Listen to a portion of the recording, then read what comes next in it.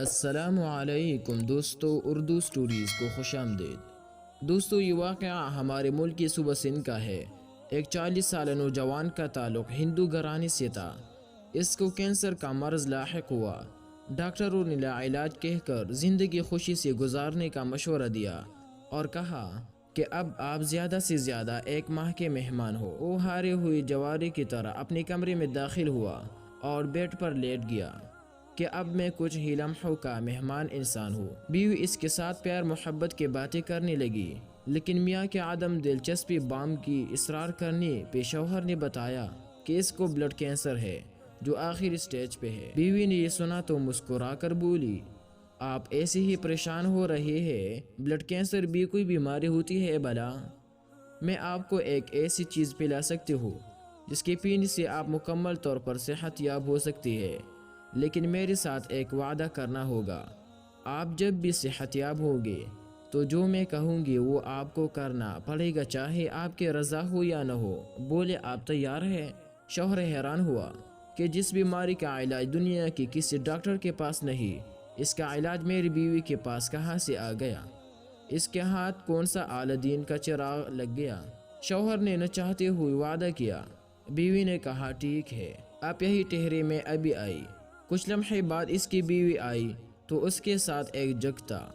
اس نے کرسی پہ بیٹھ کر شوہر کو کہا کہ آپ کو جب بھی پیاس لگی آپ نے یہی پانی پینا ہے، دوسرا کوئی بھی پانی نہیں پینا۔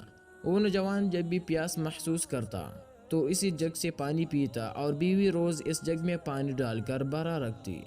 بیوی کو نہ جانے کا اعتماد تھا کہ اس کو شوہر کے آخری سٹیج کے کینسر کی ذرا بھی فکر نہ تھی، بلکہ وہ کینسر کو کوئی مرض ہی نہیں سمجھ رہی تھی۔ اس کے شوہر کو رہ رہ کر خیال آ رہا تھا کہ 1 مہینہ بعد اس کی موت ہو جانی ہے اور اب زندہ رہنے کا کوئی چانس نہیں۔ کچھ دن گزرنے کے بعد اس نوجوان نے خود میں واضح تبدیلیاں محسوس کی۔ 1 ماہ گزر گیا تو وہ حیران ہوا کہ بقول ڈاکٹر وہ تو 1 ماہ کا مہمان تھا۔ وہ خود کو صحت مند محسوس کرنے لگا۔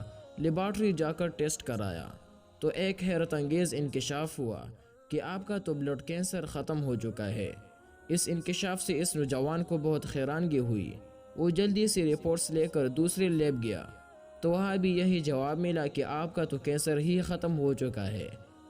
اس نے 4 الگ الگ لیب سے ٹیسٹ کروایا اور یہی نتیجہ آیا کہ آپ کا بلڈ کینسر ختم ہو چکا ہے۔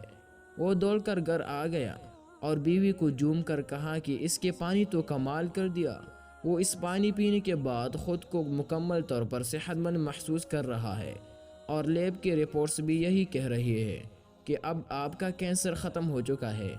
اگلے روز بیوی نے میاں کو وعدہ یاد دلایا تو شوہر نے پوچھا کہ بالکل، میں ہر وعدہ پورا کروں گا، آپ بولو تو صحیح، آپ مسلمان ہو جائے، بیوی نے کہا۔ تو شوہر کو بجلی کا ایک جھٹکا لگا۔ مسلمان؟ تمہارا دماغ ٹھیک تو ہے نا؟ تم نے یہ لفظ کیسے بولا؟ تیری ہمت کیسے ہوئی مجھے مسلمان بنانے کی؟ کیا تم مسلمان ہو؟ ہاں، میں مسلمان ہوں، بیوی نے کہا، لیکن مجھے تو بتایا گیا تھا کہ تم ہندو ہو، تمہارا تو پورا خاندان ہندو ہے، پھر تم کیسے مسلمان ہوئی؟ شوہر نے کہا، پہلے اپنا وعدہ پورا کرے، اگر وعدہ پورا کریں گے تو سب بتا دوں گی، ورنہ نہیں بتا سکتی، بیوی نے کہا۔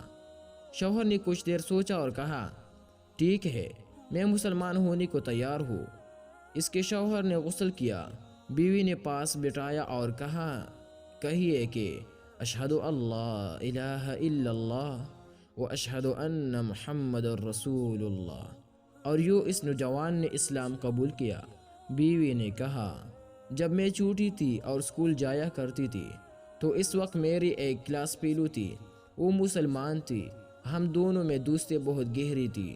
اسکول کے بعد میں اس کے گھر جاتی تھی، دونوں مل کر اسکول کا کام کرتے۔ وہ روزانہ قرآن پاک کی تلاوت کرتی تو میں بھی پاس بیٹھ جاتی۔ قرآن آہستہ آہستہ میرے دل میں اترنے لگا۔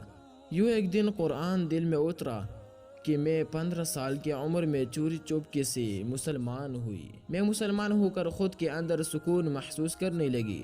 قرآن پڑھے بنا چین نہیں آتا تھا۔ آپ کے ساتھ شادی ہوئی تو یہاں بھی چوری سے قرآن پڑھتی رہی۔ زندگی کے اتنے سال آپ سے اپنا ایمان اور اپنا قرآن چھپائے رکھا۔